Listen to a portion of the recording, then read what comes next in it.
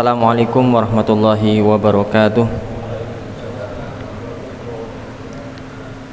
Alhamdulillahi rabbil alamin, wabihi nasta'inu ala umurid dunya waddin, wassalatu wassalamu ala sayyidil mursalin nabiyina Muhammadin wa ala alihi wa ashabihi wattabi'in. Jamaah salat duhur yang dimuliakan Allah Ta'ala, mari kita bersyukur atas nikmat Allah Subhanahu wa Ta'ala. Kita masih diberikan kesempatan, kenikmatan, keimanan, dan keislaman, sehingga kita bisa merasakan nikmatnya untuk rukuk dan sujud, sementara orang lain hanya bisa menikmati makan dan minum serta tidur serta yang lain sebagainya. Kita masih diizinkan menikmati tenangnya hati dan khusyuknya hati dalam ibadah. Ini sebuah kenikmatan yang luar biasa. Karena sesungguhnya kebahagiaan itu adalah di dalam hati kita, ya. Maka dari itu jamaah rahmatullah, setiap Selasa siang hari ini kita mencoba untuk membersihkan hati kita agar terasa nikmat hidup dunia dan akhirat, ya. Dalam tema tazkiyatun nufus atau tema mensucikan jiwa. Ini sangat penting sekali. Allah Ta'ala berfirman di dalam surat Asy-Syams, qad aflaha man zakkaha wa qad khaba man dassaha. Sungguh beruntung orang-orang yang mensucikan hati, dan sungguh ya akan binasa atau ya tersesat orang-orang yang dia mengotori hatinya, rugi, ya.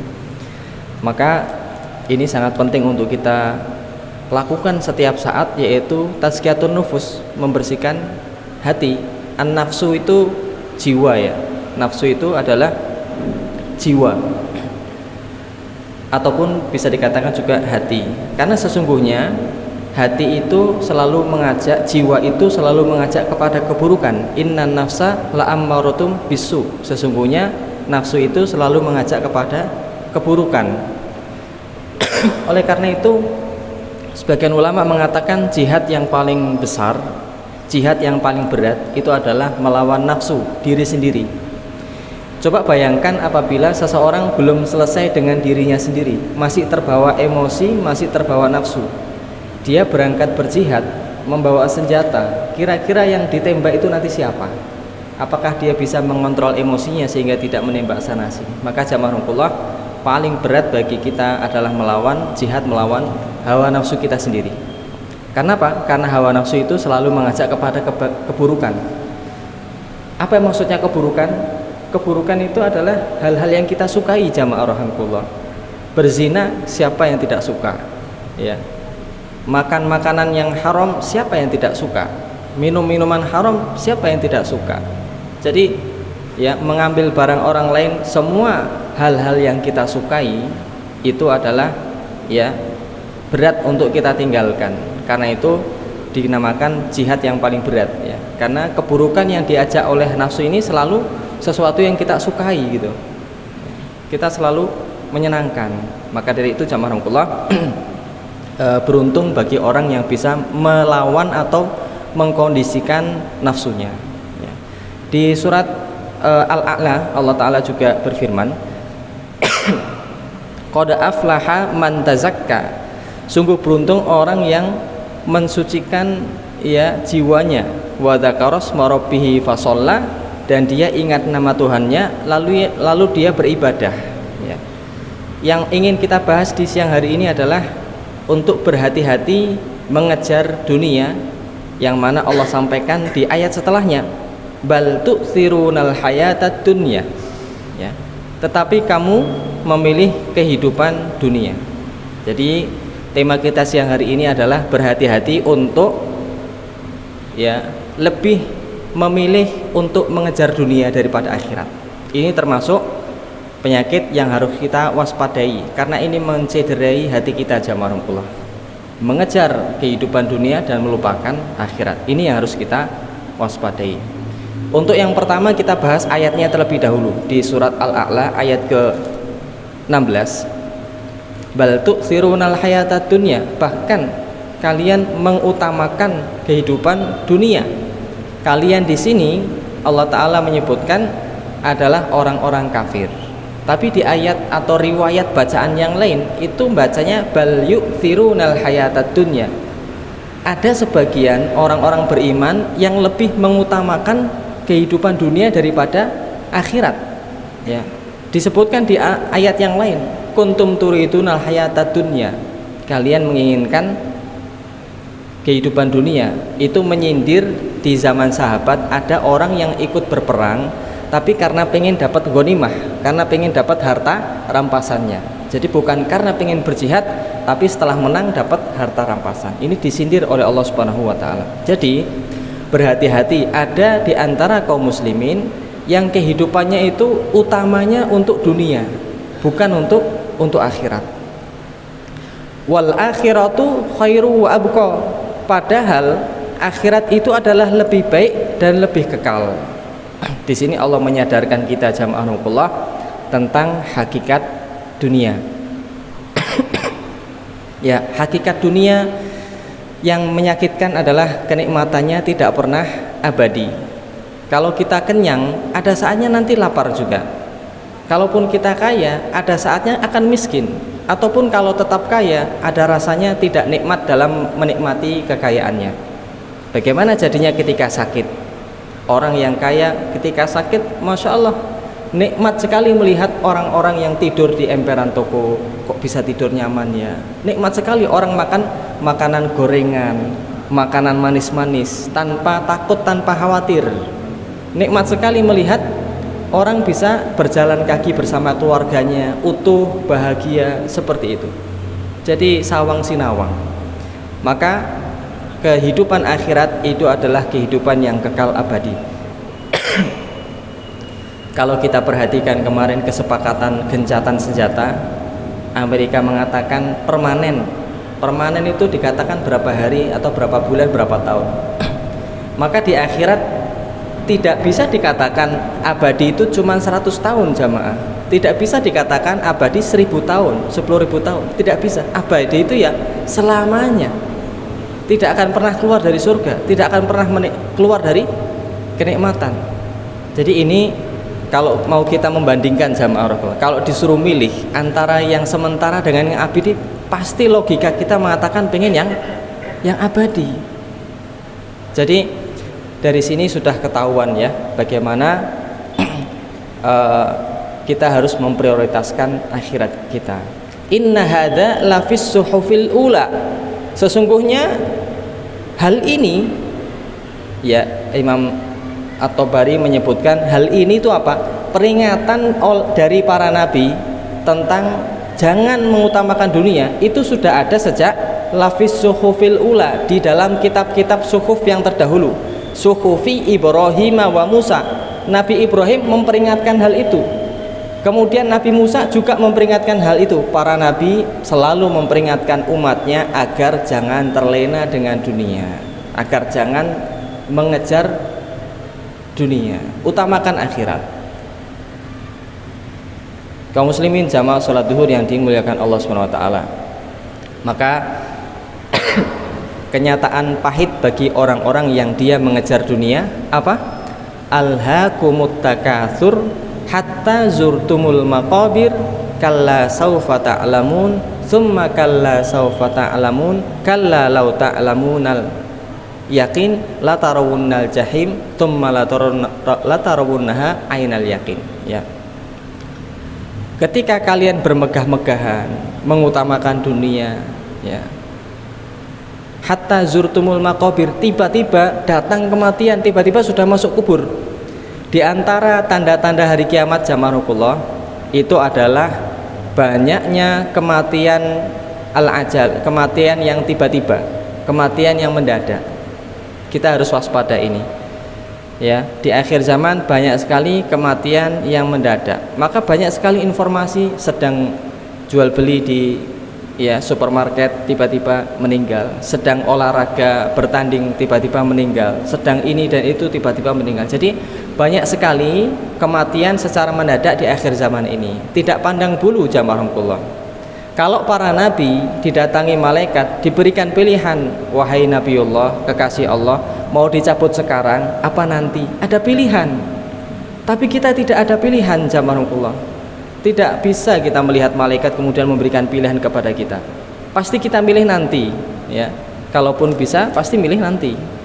Maka dari itu, karena kita ini tidak bisa memilih jamarullah, maka kita harus mengutamakan akhirat kita.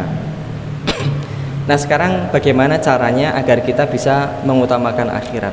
Dunia bukan berarti tidak kita kejar atau kita tinggalkan jamaah.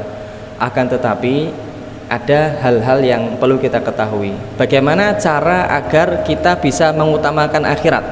Yang pertama, mengawali dengan niat, lalu mengakhirinya dengan niat.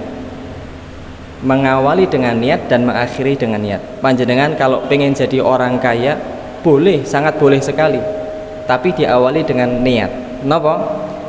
Ya Allah, saya pengen sekali menyelamatkan ponakan saya yang yatim.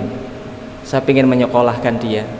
Saya pengen sekali ya banyak membantu anak-anak yatim di panti asuhan. Dengan niat akhirat, panjenengan silakan mengusahakan apapun dunia. Ya, mau bekerja sungguh-sungguh agar kaya raya untuk bisa memberikan santunan kepada anak yatim, boleh. Ya Allah, ya saya punya ya saudara sudah anaknya banyak, kemudian dia miskin, saya pengen membantu. Atau pengen membantu, ya Allah, tetangga saya janda, ya Allah, saya pengen membantu. Nah, ini perlu hati-hati juga ini. Ya, niatnya yang pertama untuk akhirat. Dan diakhiri dengan niat. Maksudnya bagaimana? Kalau panjenengan tiba-tiba niatnya untuk dunia, kebablasan, sudah saatnya mengakhiri. Kalau tiba-tiba panjenengan sudah sulit menghadiri jamaah sholat masjid, berarti niatnya berubah, sudah saatnya diakhiri. Kalau kita tiba-tiba ya tidak jadi untuk menyantuni anak yatim sesuai niat kita, sudah saatnya diakhiri. Jadi jamaahullah, cara agar kita bisa mengejar akhirat tanpa melupakan dunia, diawali dengan niat untuk akhirat, lalu mengakhirinya dengan niat. Jadi dunia ini manis, kadangkala kalau kita dapat banyak itu seringkali lupa. Maka ingat kapan batasan harus mengakhirinya. Ya, kalau udah lupa dengan Allah, lupa dengan sholat, lupa dengan tujuan awal, sudah saatnya mengakhiri. Ya. Yang kedua caranya adalah mencari ilmu. Jangan tinggalkan jamaah rahmatullah halakoh ataupun pengajian-pengajian, pengawasan. Sesungguhnya semua itu diawali dari ilmu dan semua akan saling berkaitan. Kalau kita punya ilmu, kita akan semangat beribadah. Kita semangat beribadah, kita akan semangat imannya. Kita semangat imannya, kita semangat mengejar akhirat. Semangat mengejar akhirat, kita kembali lagi semangat untuk pengajian. Semua berputar. Jadi saling mendukung. Maka diawali dari untuk mencari ilmu. Kita akan terjaga dengan ilmu, Bapak Ibu yang dirahmati Allah. Maka kalau ada pengawasan, ya dihadiri. Siapapun yang menyampaikan, diniatkan lillahi ta'ala, oh ini ustadznya bagus, ya insya Allah saya hadiri. Yang tiga dan ini terakhir, walaupun banyak cara untuk bagaimana kita tidak melupakan dunia dan fokus mengejar akhirat, ya, adalah bersahabat dengan orang soleh, bersahabat dengan orang yang juga mengejar akhirat. Mari kita lihat siapa teman paling akrab kita. Ya seperti itulah urusan kita dengan akhirat. Ya, paling akrab siapa? Karena almar'u ala dini khalilihi, seseorang tergantung dengan sahabatnya. Ya. Ada kisah 4 orang sahabat jamaah rahmatullah di zamannya tabi'in. Satu anaknya Umar bin Khattab radhiyallahu anhu, 3 anaknya Zubair bin Awam radhiyallahu taala anhum. 4 orang ini, ya, Abdullah bin Zubair, Mus'ab bin Zubair, kemudian Urwah bin Zubair, yang terakhir Abdullah bin Umar bin Khattab. 4 orang ini duduk di sekitar Ka'bah, 4 sahabat. Tamannau, cita-cita, ayo kita berdoa kepada Allah nih di depan Ka'bah, ya, di sampingnya Hijr Ismail, kita berdoa. Jadi kalau kita berdoa di depan Ka'bah, insya Allah makbul jamaah Allah. Ya, di depan Ka'bah. Ya mungkin semua bisa berkunjung ke sana ya, amin rabbal alamin. Yang pertama Abdullah bin Zubair. Apa cita-citanya? Saya kok pengen jadi khalifah ya. Oh ya, oke lah. Yang kedua Mus'ab bin Zubair. Saya kok pengen jadi gubernur Irak ya. Tapi saya juga pengen nikah sama dua orang paling cantik zaman ini. Namanya Aisyah bin Tolhah sama Kunainah. Saya pengen nikah langsung dua orang itu. Boleh saja, terserah ya. Oke. Yang ketiga Urwah bin Zubair. Saya kok pengen jadi ulama ya. Saya pengen menyebarkan agama Islam dan ilmu. Oke. Terus kamu pengen apa, wahai Abdullah bin Umar, anaknya Umar bin Khattab? Saya cuman satu aja. Saya pengen Gusti Allah niku ya memberikan ampunan kepada saya. Itu aja cukup. Gak mulu pun cukup gitu. 4 orang ini. Zaman berlalu, roda berputar, kehidupan berputar. Waktunya telah tiba. Ternyata Abdullah bin Zubair benar sesuai dengan ucapannya. Beliau menjadi khalifah selama 9 tahun. Kemudian Urwah bin Zubair betul menjadi ulama, menyampaikan hadis dari bibi beliau Aisyah radhiyallahu taala anha. Mus'ab bin Zubair ternyata betul menjadi gubernur Irak dan berhasil menikahi 2 gadis idamannya ya. 3 orang sudah terwujud cita-citanya, tinggal 1 Abdullah bin Umar. Dia cuman pengen mendapatkan ampunan dari Allah Subhanahu wa taala ya. Tentu saja kita nggak tahu ya, karena hal gaib. Tapi penulis kitab ini ya, Syiar A'lam An-Nubala mengatakan 3 aja dikabulkan, apalagi yang terakhir pasti diampuni oleh Allah Subhanahu wa taala. Kalau Allah sudah mengampuni, sudah nggak ada urusan lagi, selamat ya. Maka ini sahabat yang soleh Bapak Ibu, cita-citanya akhirat, cita-citanya dunia tapi untuk akhirat ya. Jadi khalifah ingin merangkul kaum muslimin, jadi gubernur Irak pengen ini pengen itu untuk akhirat mereka. Maka yang terakhir adalah penting untuk mendapatkan sahabat-sahabat, kawan-kawan akrab yang soleh ya. Teman-teman siapa saja boleh, tapi yang akrab harus kita perhatikan.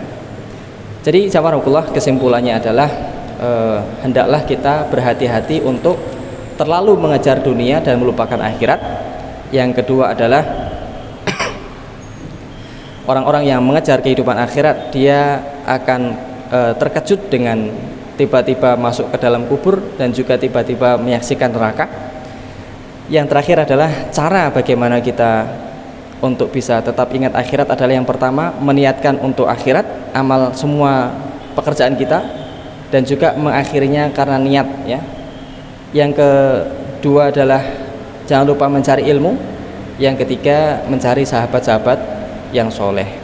Semoga bermanfaat. Wallahu a'lam bishawab. Subhanakallahumma bihamdika asyhadu an la ilaha illa anta astaghfiruka wa atubu ilaik. Assalamualaikum warahmatullahi wabarakatuh.